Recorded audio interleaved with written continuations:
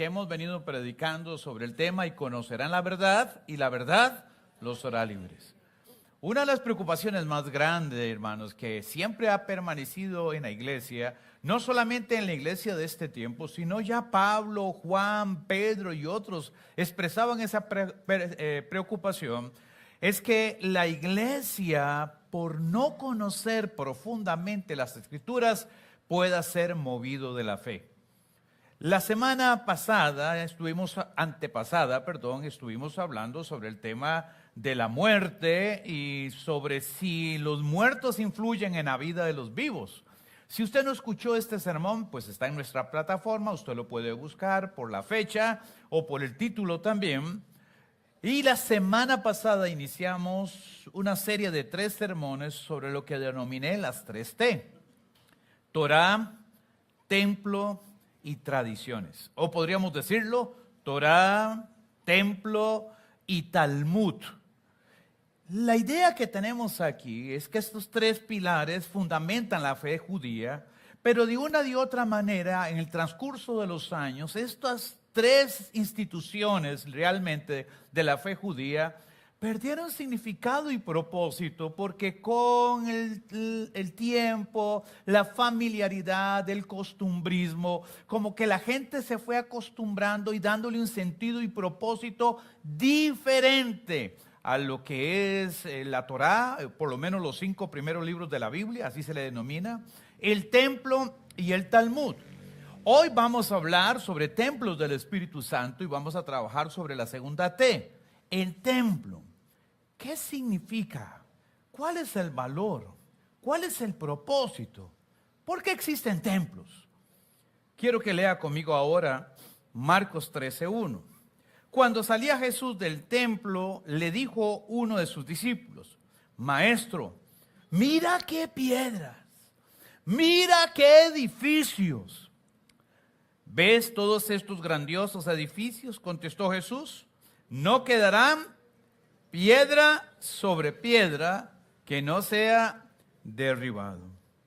Continuando con nuestros estudios sobre las implicaciones, tanto en la vida cristiana como para la fe, sobre los significados y valores que se le han dado a las Escrituras, el templo y las tradiciones, hoy nos ocuparemos de estudiar el propósito y el valor que tenía el templo como recinto de encuentro entre Dios y su pueblo, y si esta realidad permanece hasta nuestros días. El templo era un lugar sumamente concurrido, donde los sacerdotes y levitas realizaban muchas actividades con el objeto de adorar a Dios mediante rituales y acciones litúrgicas que contemplaban sacrificios de animales, acciones de purificación, ofrendas vegetales y aromáticas, oraciones, cánticos, danzas, lectura y estudio de la ley de Dios. Pero más allá de lo litúrgico y lo ceremonial, el templo tenía otra connotación. Cuando Salomón edificó y dedicó el templo a Dios, aproximadamente en el año 770 antes del nacimiento de Cristo, eso lo podemos encontrar en Primera de Reyes, capítulo 6, versículo 1, en su oración de su consagración le pidió a Dios que Dios escuchara siempre todas las plegarias que el pueblo haría en el templo, que escuchara sus rogativas. Y aún más le pidió: Señor, si por alguna razón tu pueblo fuera llevado fuera de Israel, pero ellos oraran hacia el templo, Señor, escucha su oración, escucha su plegaria. Como respuesta a la oración de Salomón, Dios se aparece en una manifestación tremenda y le responde que Él escogió ese lugar, ese templo, donde Él manifestaría ahí para siempre su presencia, y advierte: mis ojos y corazón estarán atentos a este lugar todos los días de la vida. Segunda de Crónicas 7:15. Arquitectónicamente, el templo de Salomón sigue siendo, hermanos, un paradigma de dedicación, consagración y esfuerzo comunal.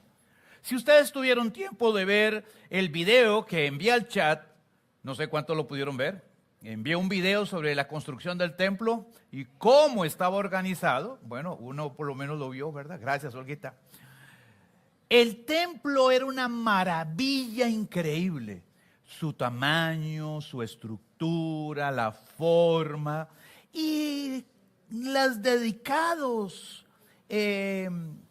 elementos de su construcción eran maravillosos. Por ejemplo, el rey David dedicó toneladas de oro para el templo. Oiga, no estoy hablando de gramos, estoy hablando de toneladas.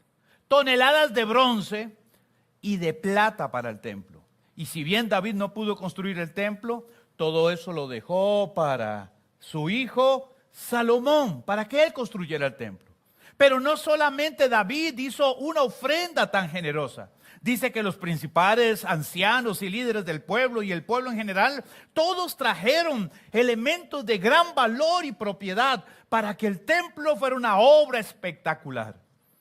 Todo el templo fue construido en la mayoría de las partes de madera, forrada por dentro, y la madera era forrada con laminado de oro. Es decir, usted abría la puerta del templo, está en el video que usted no vio. Usted abre la puerta, inmediatamente usted va a encontrar todas las paredes laminadas en oro. El laminado en oro tenía formas de palmeras y querubines. Habían 6 lámparas y cada lámpara de 6 brazos que alumbraban la parte interior del templo. Usted con solo abrir y entrar ahí, me imagino que era una figura espectacular. Pero está en el video que usted no vio. Usted entraba ahí, era un lugar maravilloso. Y eso estoy hablando de la parte nada más donde todos los sacerdotes podían entrar, porque la parte más adentro del templo, lo que se llamaba el lugar santísimo, en latín Sanctum Sanctorum, era otro lugar espectacular. Hermanos, el templo fue construido con una delicadeza arquitectónica. Salomón le agregó 2 columnas de bronce. Y dice que las 2 columnas de bronce brillaban desde la distancia. Cada columna de bronce tenía cerca de 20 metros de alto.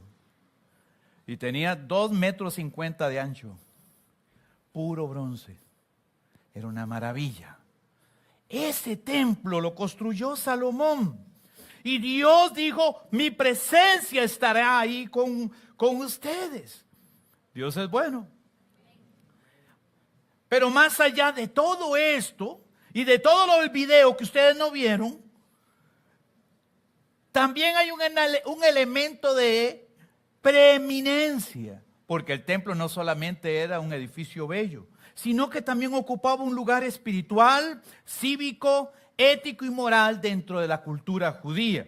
Porque más que un edificio sobriamente construido, el templo se convirtió en el símbolo que representaba la presencia de Dios en medio de su pueblo. Un lugar donde las personas acudían en tiempos de crisis, de guerra, de hambrunas, enfermedades, pestes y otros males, buscando de la mano del Señor protección, provisión y consuelo. Sin embargo, y con el pasar del tiempo, los judíos le dieron al templo un significado y un valor muy diferente al que tenía cuando el templo fue creado, convirtiendo el templo en un centro económico comercial en el que se vendían ovejas, palomas, vacas, se pagaban impuestos, se hacían préstamos de dinero y hasta el templo llegó a tener su propia moneda. Imagínense, ¿verdad? Su propia moneda. En el contexto cultural, este es el contexto cultural en el que nació Jesús. Este fue lo que Jesús encontró cuando llegó al templo. Ya los judíos no valoraban al templo como un lugar de encuentro entre Dios y su pueblo. En términos generales, el templo se convirtió nada más en un medio para fines personales y particulares. Según el Evangelio de Marcos, uno de sus discípulos se acercó a Jesús al salir del templo y exclamó: Maestro, mira qué piedras. ¡Wow! Mira qué edificios. porque el templo de Herodes, que es el templo cuando Jesús ejerció el ministerio, no solamente era el templo como tal, sino que Herodes mandó a construir una serie de edificios alrededor del templo. Y hermanos, era una obra arquitectónica bellísima. Cuando leí el pasaje, me hizo pensar en la intención y la motivación que tenía este discípulo para llamarle la atención a Jesús. Maestro, mira. Es decir, maestro, estás mirando. Maestro, ya viste lo que... Pero pusiste esa atención. ¿Qué había en el corazón de este hombre con esta petición? De alguna manera yo encuentro una urgencia en este discípulo para escuchar lo que Jesús tenía que decir acerca del templo. Ahora, cuando nosotros hacemos un análisis comparativo con los otros pasajes sinópticos, por ejemplo, el de Lucas 21:5, que nos narra exactamente lo mismo, Lucas agrega un elemento que Marcos no. Y dice que los discípulos no solamente le dijeron al maestro, maestro, mira qué piedras y qué edificios, sino que los discípulos también le dijeron, y mira cuántas ofrendas adornan el templo. En algunas de sus versiones dice ofrendas, ¿cuáles? Votivas. Ofrendas votivas que adornan el templo. ¿Qué son las ofrendas votivas? Son aquellos elementos de gran valor que la gente regala como dedicación a Dios. Hace un tiempo que nosotros vivíamos en la tradición, usted podía encontrar en los templos donde usted iba, que manitas, que piecitos, que ojitos, que de oro, de plata, ¿sí? Eso se llaman ofrendas votivas. ¿Están conmigo? Que tienen un alto valor y que usted las dona al templo. Entonces Lucas nos dice que la llamada de atención de los discípulos hacia Jesús fue no solamente mira al templo, mira su estructura, mira su belleza, sino mira las ofrendas que el pueblo tan generosamente ha regalado para Dios. Míralas, maestro. ¿Quería este discípulo que Jesús reconociera el esfuerzo piadoso que el pueblo había hecho para complacer a Dios? ¿O simplemente lo que había en su corazón era una acción espontánea de orgullo nacionalista? Señor, mira, todo esto que tú ves nos pertenece a nosotros. O quizás sería una manifestación de prepotencia exclusivista. Señor, este templo es solo para el pueblo, para que el pueblo adore a Dios. Hay un silencio en el pasaje. A mí me encantan esos silencios, porque Jesús no responde nada. Más bien la respuesta de Jesús fue inesperada. Jesús no se refirió al templo como centro de adoración. Tampoco Jesús hizo ninguna referencia a la cantidad de ofrendas votivas que adornaban el templo. Jesús hizo una referencia acerca del presente y el futuro inmediato que tendría que presentar el pueblo de Israel y dijo, ¿ven todos estos grandes edificios? No quedará sobre él piedra sobre piedra, que no sea derribada. ¡Qué sorpresa!, ¿no? Si usted fuera el discípulo de Jesús, ¿cómo se hubiera sentido con esa respuesta? ¿Cómo se sentiría? ¿Cómo Jesús podría decir semejante barbaridad? Todavía quedaba en la historia, en la memoria histórica del pueblo, el sufrimiento y el dolor que provocó la destrucción del templo Salomón por el ejército de Babilonia, más o menos en el año 586 antes de Cristo. Todavía quedaba en su memoria, hermanos, la indignación que provocó que el general del ejército griego, del ejército de Alejandro el Grande, llamado Antíoco de Epífanes, entrara al templo, tomara un cerdo y lo sacrificara en el altar. Todavía estaba en el corazón, hermanos, el dolor y el resentimiento y la impotencia de no poder hacer nada por defender su templo. Este templo que estoy hablando, que contaminó Antíoco Epífanes, es el que se conoce como el segundo templo. El templo que construyó Zorobabel en tiempos de Nehemías y de Esdras. Ya no tenía la grandeza del templo de Salomón. Era algo más humilde, más sencillo, pero era el templo. Dice que los ancianos lloraron al ver el nuevo templo porque se construyó con piedras quemadas, horcones quemados, ramas, lo que encontraron. Ya no había oro, no había plata, pero era el templo. Y Antíoco Epífanes, el general del ejército griego, entró y contaminó el templo, lo profanó. Más adelante a eso se le llamaría la abominación desoladora. Pero no quiero meterme ahí, nada más hacer la referencia histórica. ¿Por qué Dios permitiría que el nuevo templo, el templo hecho por Herodes el Grande, y realmente no es que era nuevo? Herodes el Grande encontró, cuando llegó al trono, encontró que el templo de Zorobabel estaba sumamente destruido y lo que hizo fue reedificarlo. Entonces no podríamos decir que el de Herodes es un tercer templo porque lo que hizo fue reedificar el templo viejo. Claro, con una majestuosidad y una arquitectura y una belleza esplendorosa. Pero ¿por qué Dios quiere quitarnos el templo otra vez? El Señor acaba de decirlo, de todo esto no quedará piedra sobre piedra. Hermanos, Herodes el Grande llegó al poder aproximadamente en el año 46, 48 antes del nacimiento de Cristo. Y vivió aproximadamente hasta el año 5 después de Cristo. Entre el año 19 y el año 20 antes de Cristo, Herodes comenzó la construcción del templo, la reconstrucción del templo. Yo diría la remodernización, creo que es la palabra más correcta, del templo. En un año y medio, literalmente hizo lo que era lo referente al templo.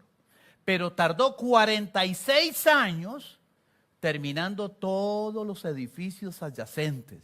De manera que cuando nosotros leemos Juan capítulo 2, el templo no estaba, o por lo menos todos los edificios relacionados con el templo todavía no estaban totalmente construidos. Algunos autores dicen que se terminó exactamente 8 años antes de que fuera destruido por el general Tito en el año 70, cuando debido a una revuelta de los judíos en el año 64-66, el ejército romano llegó, sitió la ciudad y después de varios años entró y lo primero que hicieron fue destruir el templo de Herodes.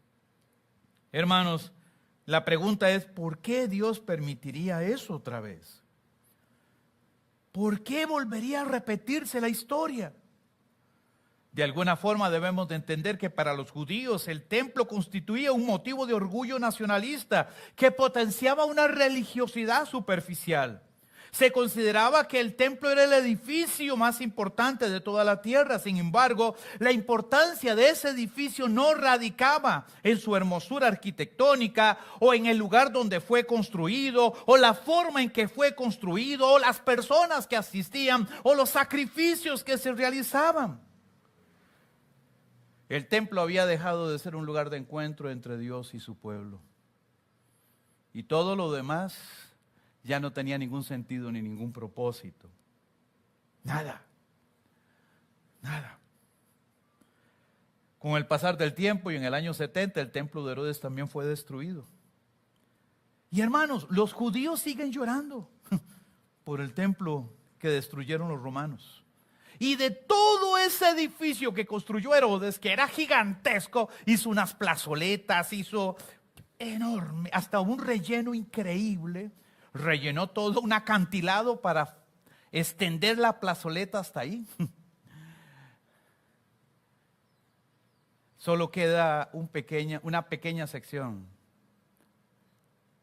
Y de esta pequeña sección se ha conocido mundialmente como en el nombre de el Muro de los Lamentos. Eso es lo que queda. Los romanos querían arrebatarle a los judíos su arrogancia, su prepotencia y su confianza en el templo. porque el templo era el centro o el lugar que unía y le daba sentido cívico, espiritual y de identidad al pueblo. Y lo primero que hizo el ejército romano es: quitemos el templo y destruyamos su moralidad, su moral, su ética. Y hermanos, a diferencia de los babilonios, porque los babilonios lo que hicieron fue despedazar y quemar, los romanos vinieron y se llevaron hasta las piedras.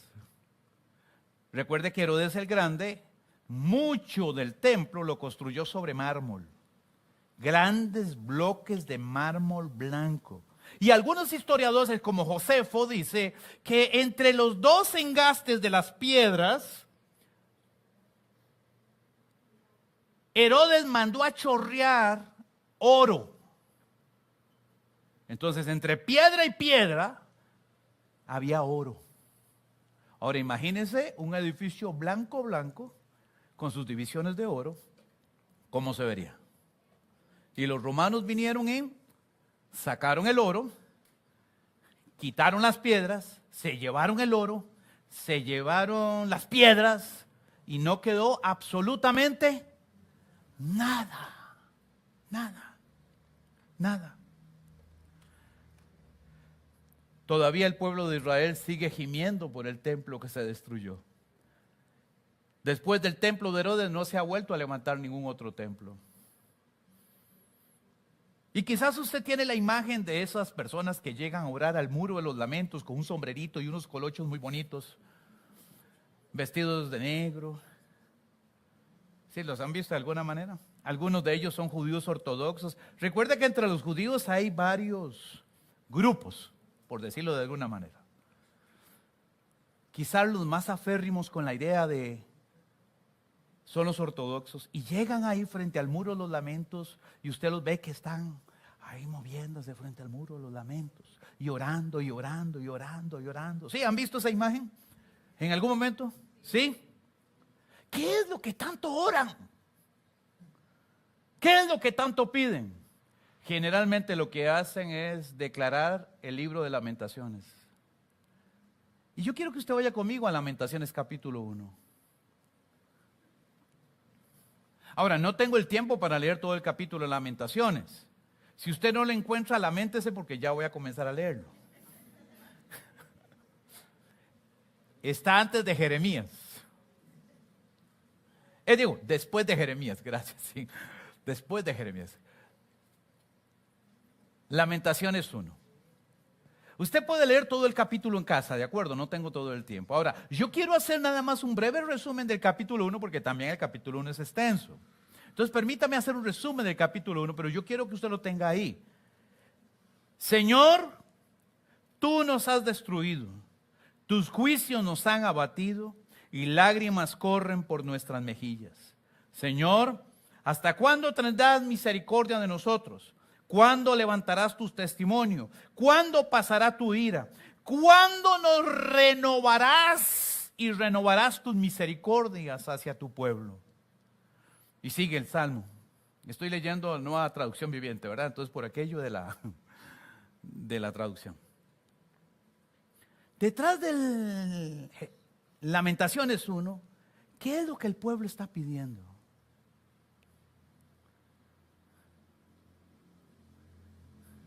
No se preocupe, a las 12 yo mando a traer café para mí. ¿Sí?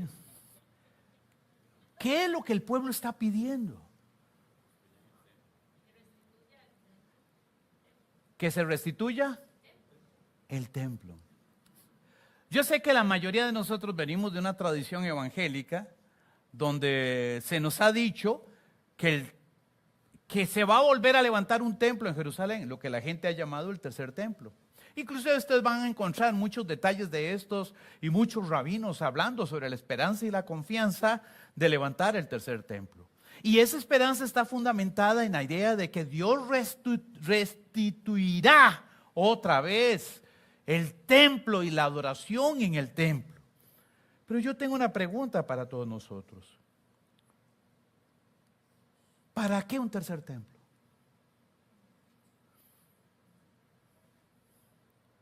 ¿Cuál sería el propósito para los judíos de que tengan un tercer templo? Lo pregunto porque el templo ya no determina la presencia de Dios, ni su manifestación, ni su poder, ni su gloria.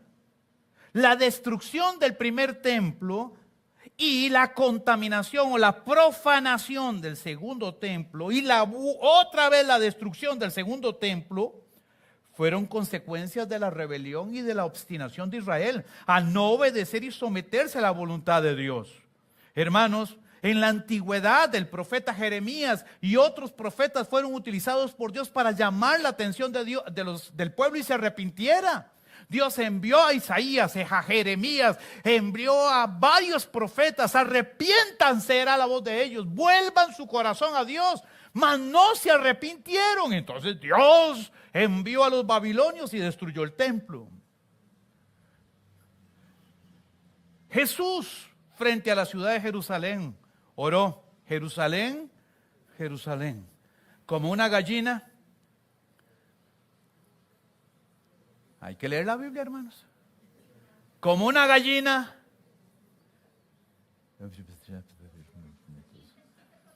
protege a sus polluelos. Yo quise protegerte.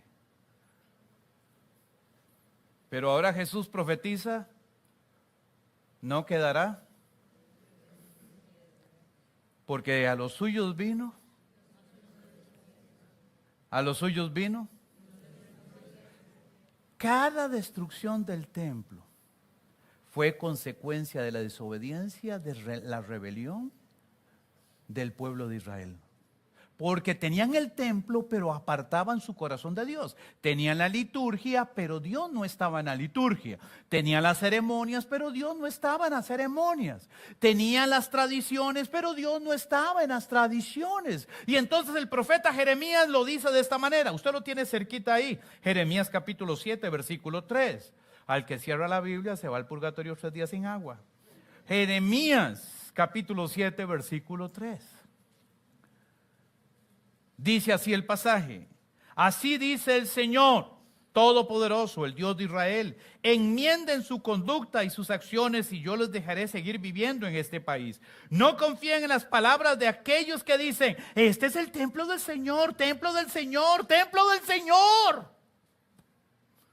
Si en verdad enmiendan su conducta y sus acciones, si en verdad practican la justicia unos con otros, si no oprimen al extranjero, ni al huérfano, ni a la viuda, si no derraman sangre inocente en este lugar, ni siguen a otros dioses para su propio mal, entonces yo los dejaré seguir viviendo en este lugar, en la tierra que les di a sus antepasados para siempre. Note lo siguiente: los judíos cometían adulterio, hurtaban, mataban, juraban en falso, ofrecían sacrificios e incienso a Baal, adoraban a otros dioses, oprimían al huérfano, a la viuda, derramaban sangre inocente y a pesar de todo consideraban que estaban seguros porque tenían el templo. Y mientras que tuviera el templo, nada iba a pasar. Y por eso es que la gente decía: templo del Señor, templo del Señor, templo del Señor. Y esta expresión es una ironía de Jeremías, ¿de acuerdo? Usted dice: ¿pero por qué lo repite así? Porque Jeremías lo está diciendo de una manera irónica. Ellos se burlaban de las naciones vecinas, se reían de los pueblos paganos. Ellos decían: nosotros tenemos el templo de Jehová, tenemos la habitación de Dios con nosotros. Jeremías 7:4.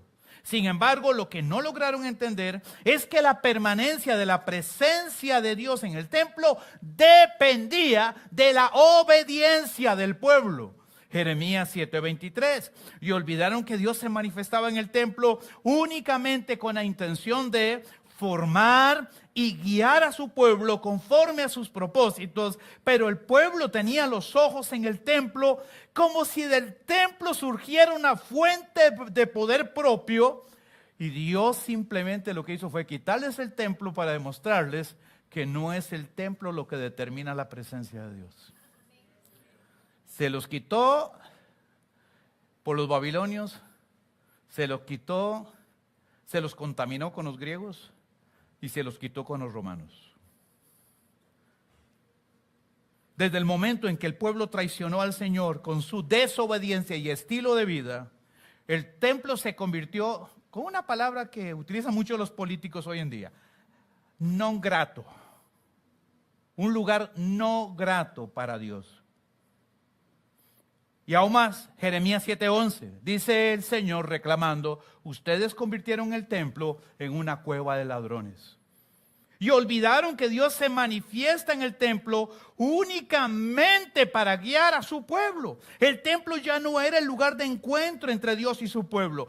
Ya no se le ofrecía a Dios la verdadera adoración. Los sacerdotes y levitas se habían contaminado. Ya no eran hombres santos.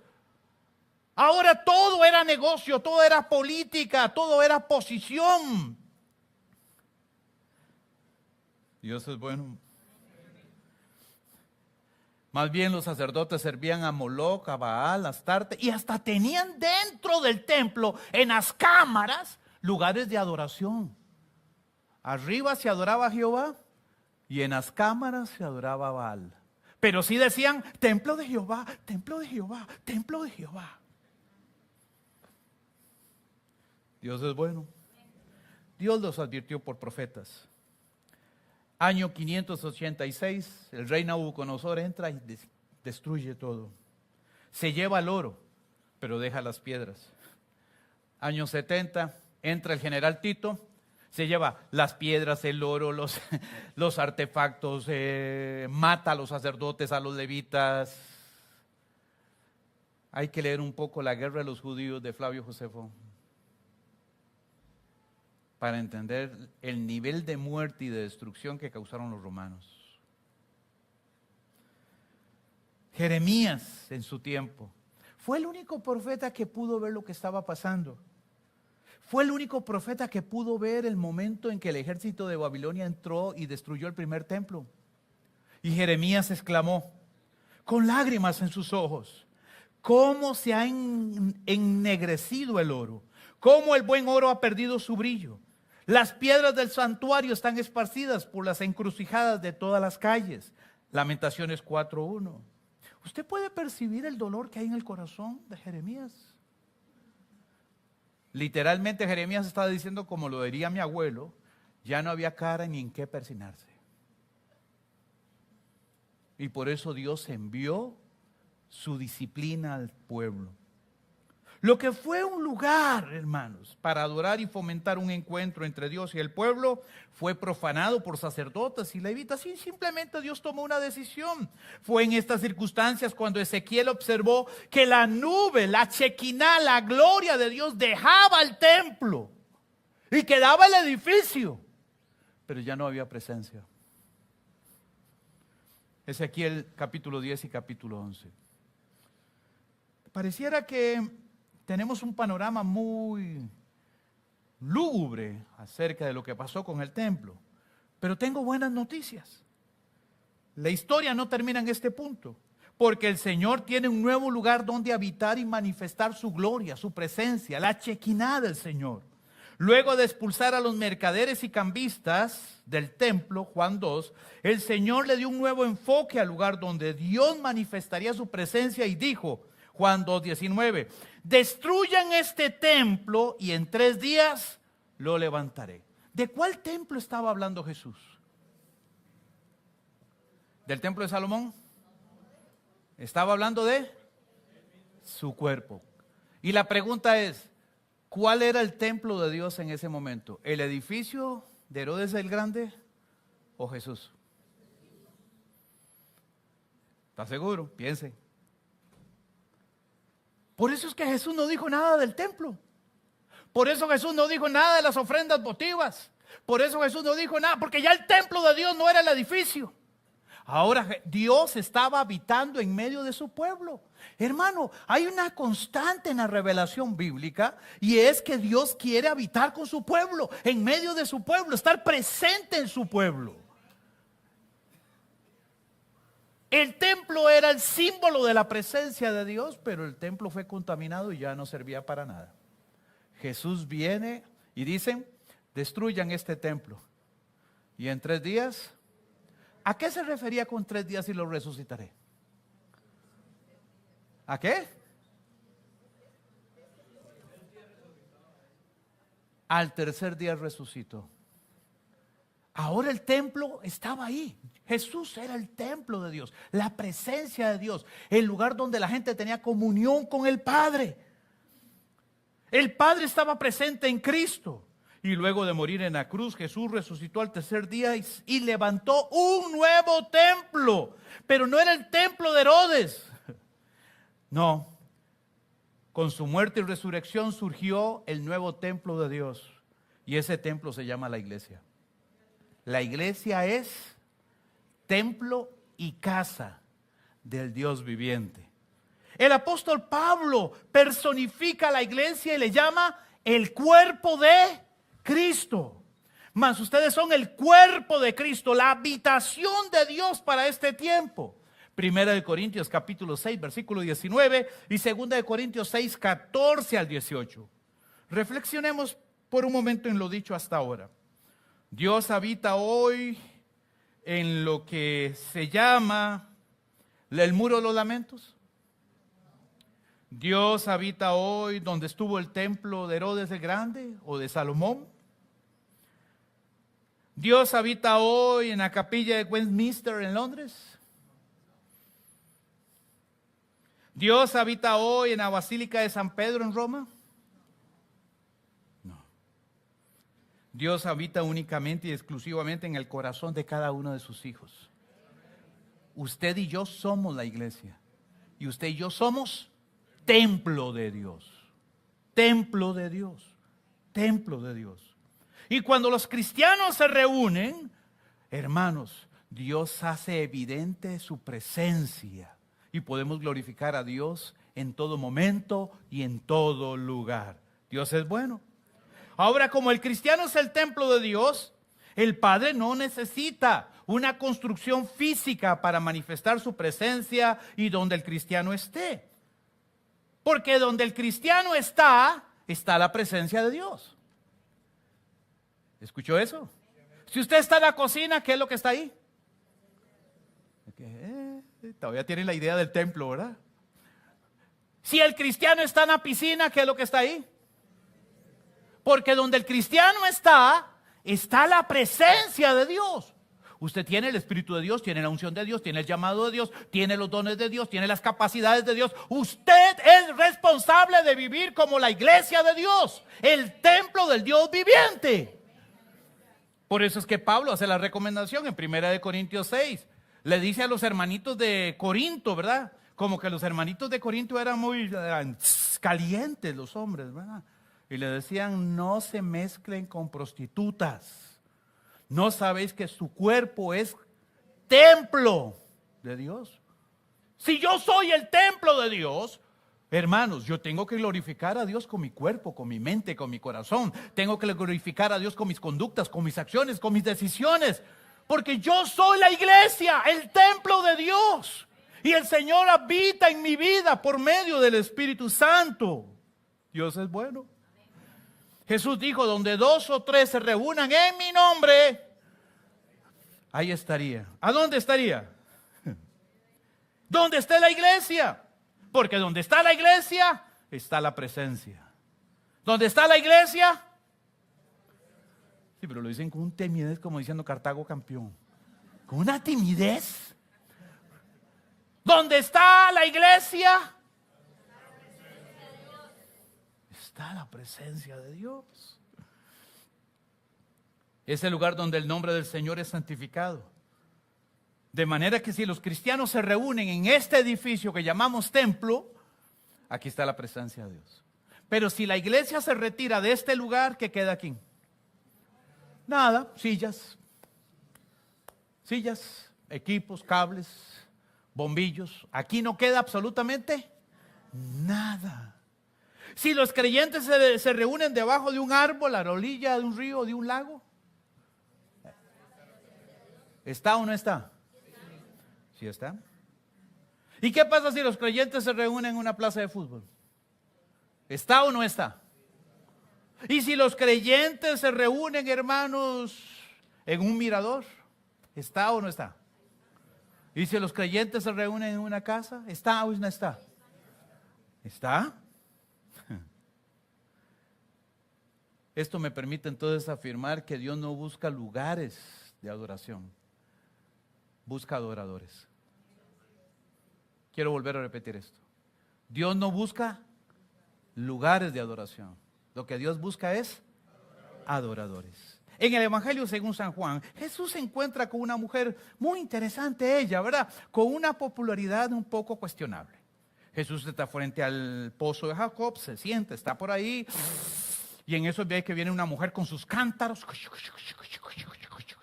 La mujer se acerca al pozo, no le dirige la palabra, ni siquiera la mirada a Cristo, sino que ella está en lo suyo. Pero de pronto Cristo le dice, mujer, dame de beber. La mujer se vuelve a ver a Jesús y le dice, ¿qué te pasa? ¿Por qué me pides de beber? Ella reaccionó rechazando o reclamando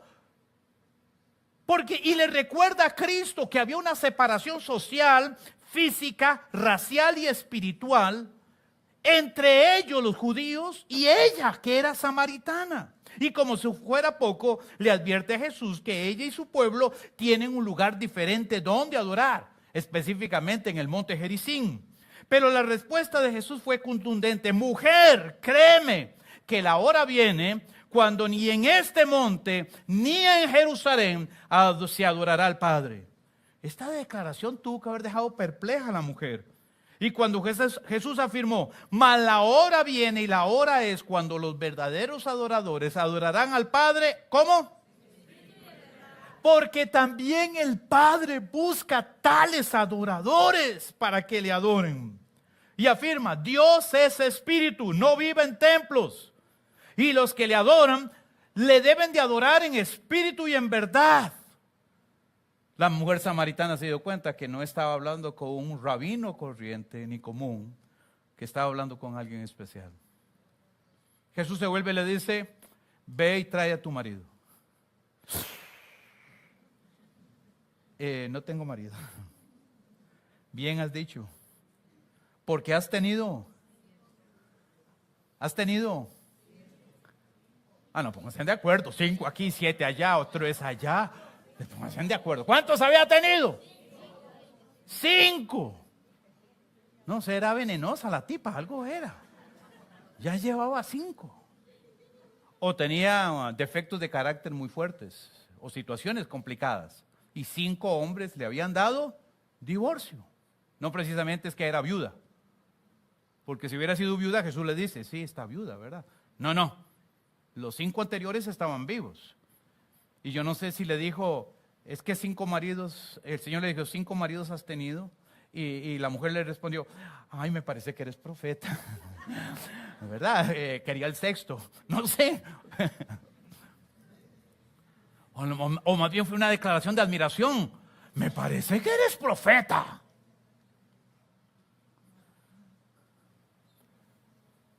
En la cosmovisión de esta mujer, la única manera de adorar a Dios era en el monte Gerizim.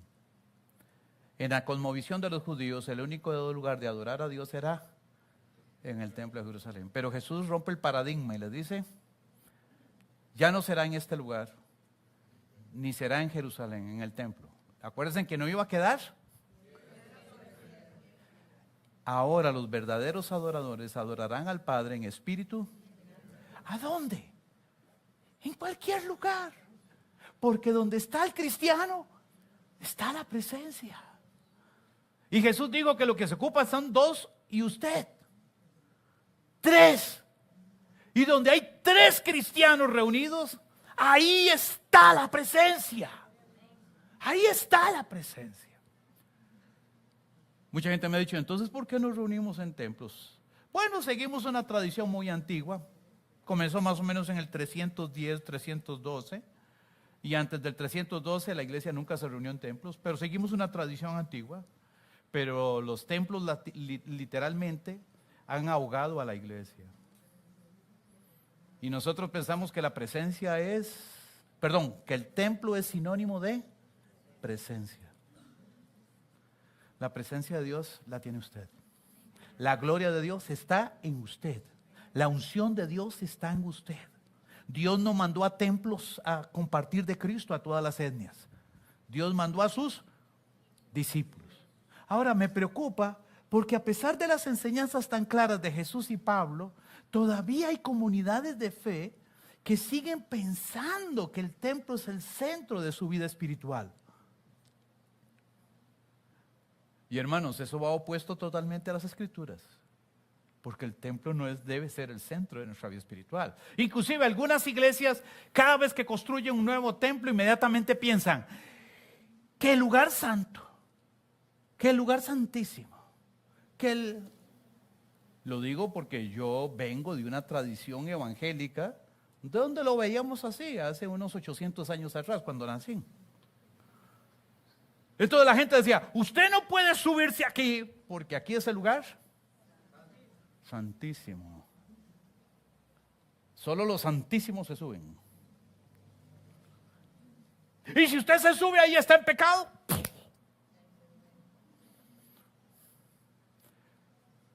Todavía en nuestra mente hay mucho de la tradición evangélica que es tradición evangélica pero no bíblica. Porque eso sigue siendo simplemente una tarima. Es nada más una tarima. Y ustedes, porque está alta, para que me puedan ver desde atrás todos, ¿verdad? Sigue siendo una tarima. Eso es todo. ¿Y este es el lugar santo? No. Recuerden que no hay lugares santos. No hay tierras santas, no hay aguas santas. Hace unos años atrás recuerdo que mucha gente iba a Tierra Santa y traía unas botellitas con agua ¿cómo se llamaba? Del río Jordán. El que se acuerda de eso tiene tamaño poco de calendarios, igual que yo. Y llegaban aquí y las vendían. Agua santa. Y usted hacía una prueba, ¿verdad? Era el río Toyogres, pero bueno, la gente lo compraba como agua santa.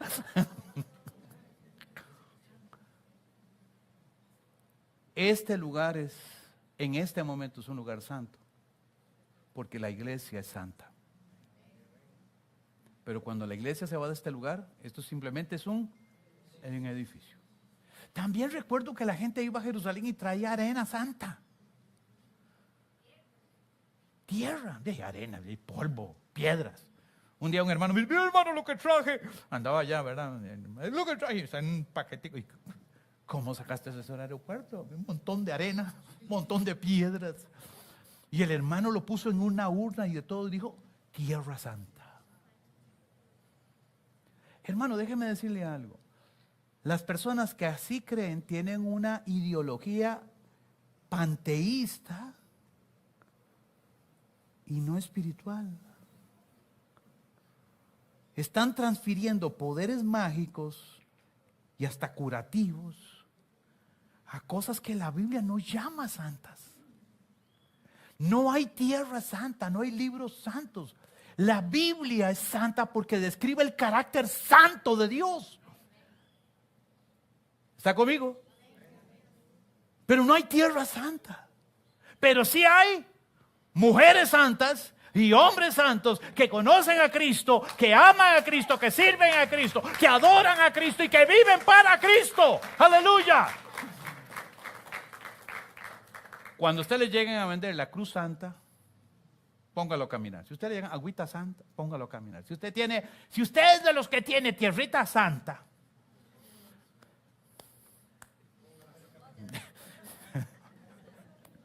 désela a su hijo para que juegue carritos. Así, cargue la vagoneta, ¿verdad? Si usted es de los que tiene la medallita santa, porque la bendijo el obispo de Sao Bonilla, que es muy santo, bótela. Si usted tiene la oración santa, deshágase de ella. Solo hay un santo de los santos. Yo, Jehová, soy santo, y con nadie más compartiré mi gloria. Pero lo dijo en el Nuevo Testamento, y en el Nuevo Testamento dice el Señor, y mi gloria estará en ustedes, en su pueblo, en nosotros. Y Marcos Witt tiene razón cuando lo canta. Y llevaremos su gloria. Sí, como para cantando, no, pero sí tiene la verdad bíblica. Donde usted vaya, lleva la gloria de Dios. Y si usted está en la universidad, lleva la gloria de Dios. Esta semana fue una semana difícil en la universidad. Varios de los movimientos de primer ingreso sacaron sus estantes y todo, ¿verdad? Estaban los crujientes ahí, por cierto. Y un grupo de hermanos pro vida pusieron su estante con todos los permisos. Y hermanos, eso fue un escándalo tan grande porque dijeron que hablar en contra del aborto es violencia ideológica. O sea, violencia ideológica no es matar a un niño no nacido. Violencia ideológica es tratar de salvar un niño que no ha nacido. Hay muchos videos, usted los puede ver, no es mi punto. Pero esos jóvenes que estaban ahí con esa valentía y esa garra, ahí estaba la presencia de Dios. ¿Está conmigo? Usted no necesita ser pastor para llevar la presencia de Dios. Usted no necesita ni ser maestro, ni apóstol, ni profeta para llevar la presencia de Dios. Usted lo que necesita es vivir una fe en Cristo, dependiendo de Cristo, amando a Cristo y viviendo como Cristo en medio de la gente que está ahí. Donde hay que levantar la voz, levante la voz, porque usted es la iglesia del Señor. Hermanos, tenemos un gran reto por delante. Es nuestra responsabilidad llevar la gloria de Dios donde quiera que Dios nos abra unas puertas. Si Dios nos abre una puerta donde el vecino vaya y preséntele a Cristo, usted es la iglesia. Alguien me dijo, pero entonces ¿por qué nos reunimos aquí? Porque cuando la iglesia se reúne, hace presencia.